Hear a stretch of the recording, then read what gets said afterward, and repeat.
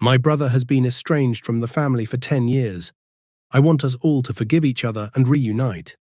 Part 1. My name is Daniel and I'm 28 years old. I have a fraternal twin brother named Gavin. We were kind of close growing up, more like normal siblings. I always hear from other twins how they are super close and always were from birth. That wasn't us, but we also didn't hate each other. It had been all good growing up, but things started to change in the 6th grade. We didn't hang out much because while my interests matured, his kind of stayed the same. I got really into sports and shifted my friends group into the guys that also played sports. We also hung out with the girls a lot more often. Gavin just kind of kept hanging out with the same guys that still worshipped superheroes, anime, and spent all their time playing these weird board games or video games. I mean, their whole group only had like one heavy-set girl in it. By 7th grade, the differences between us really grew. I grew a lot, especially compared to Gavin. I don't know what he looks like today, but when we graduated high school, he was only 5 feet 8 inches and maybe 140 pounds. I was 6 feet 2 inches and around 190 pounds, all muscle. I could bench press 245 pounds, and my coach timed my 40-yard dash at 4.5 seconds. Only a couple of the linemen on the team could bench more than me, and I was the fastest guy. That's how I ended up starting varsity as a sophomore. I doubt Gavin could do so much as a pull-up back then. We were twins, but more like that movie with Arnold and the short guy.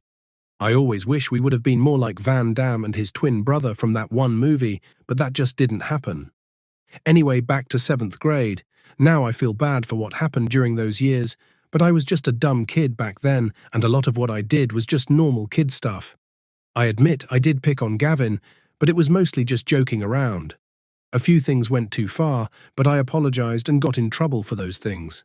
It was all typical middle school stuff. My buddies and I would call him names sometimes, or do little pranks. Like this one time, this guy passed out at a party and we pissed in his shoes. It was fucking hilarious. We were pretty good pranksters, but it was just ball busting, nothing cruel. Me and the guys did stuff like that to each other all the time. Gavin always got upset though, and being 13, 14 years old, I didn't really get it back then. My parents grounded me a few times for that, usually after Gavin told someone at school and they'd call home. That didn't stop me though, and that went on all the way up to graduation. We just did dumb kid stuff. I just didn't realize how much it bothered him at the time. We grew more and more apart through high school. Once we could drive, he did pretty good at avoiding me. My friends and I still gave him shit here and there, but it wasn't anything too serious, usually just when we wanted a good laugh or something. Then I did the thing. I know this was bad of me, but at the time it just felt like a challenge. Senior year, Gavin got himself a girlfriend, Renee. They dated that whole year. Back then I thought she was pretty average. Well, prom rolled around and they went together. Seeing her really dressed up and everything, she looked better than average. That night none of us really said anything because we had our own dates and stuff we were focused on. It was the next weekend when my friends and I were hanging around. We drank 19 beers and half a fifth of Jose Cuervo, no limes, that night while playing Madden. Then Joe said that Gavin's girlfriend was actually kind of hot. We gave him a little shit at first, but then he said, "Yeah, I mean, you saw her at prom. Yeah, she's still got a dog face, but her body looked pretty good." We were just guy talking when Joe said, "Dude, you should totally sleep with her." I laughed and was like, WTF. But Joe was like, "Yeah, man, that would be like the ultimate burn. It would be hilarious." "Fuck, I'll give you $100 if you can pull it off before graduation." The rest of the night played on, but I was locked in on getting that $100.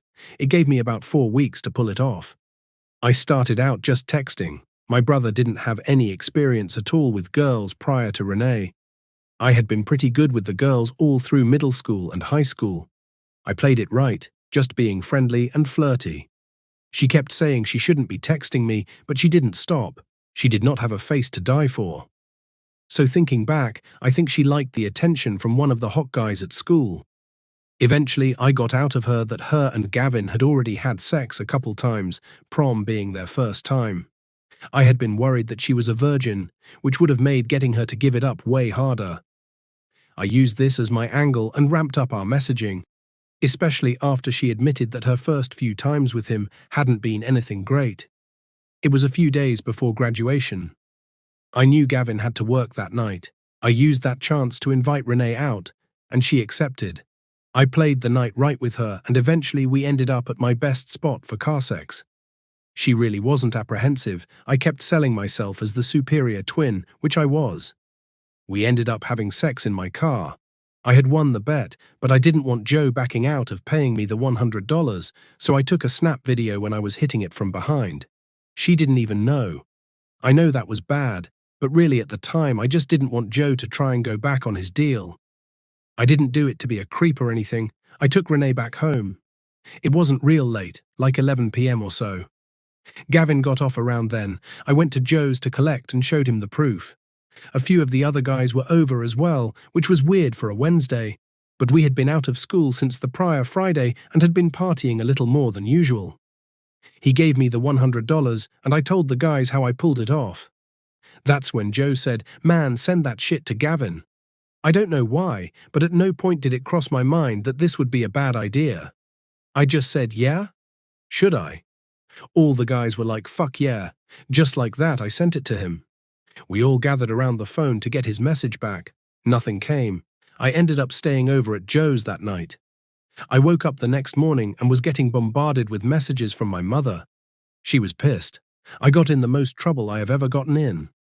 My mom said that Gavin just moved out. She said that he told them what I had done, that he was tired of me being an asshole to him all the time, and wasn't going to live here anymore. Sure, it was a total dick move, but if you think about it, I kind of did him a favor. My mother also said that for some reason, Gavin was blaming her and our dad for all this, and said they never do anything about me, which we all know wasn't true. I got in trouble all the time. Well, that was 10 years ago.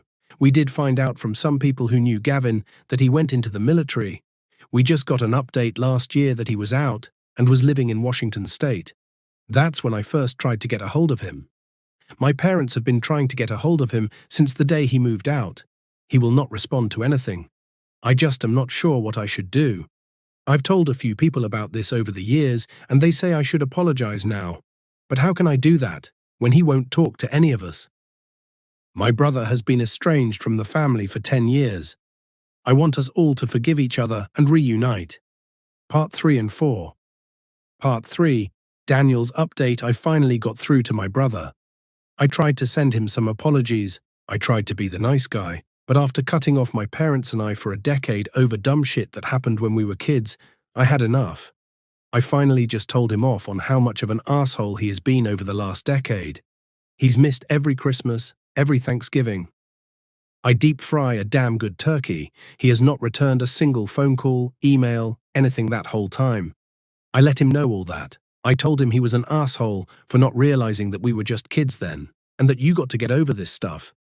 That family stays together and forgives. That the right thing to do would have been to try and work things out. Not run off.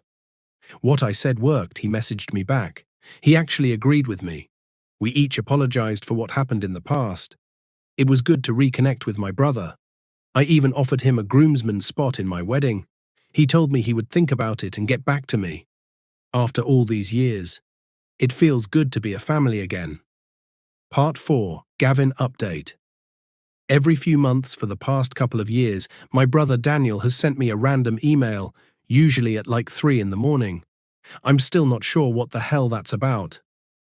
This is in addition to the usual messages I periodically get from my parents. These tend to coincide with some form of family event, like a wedding.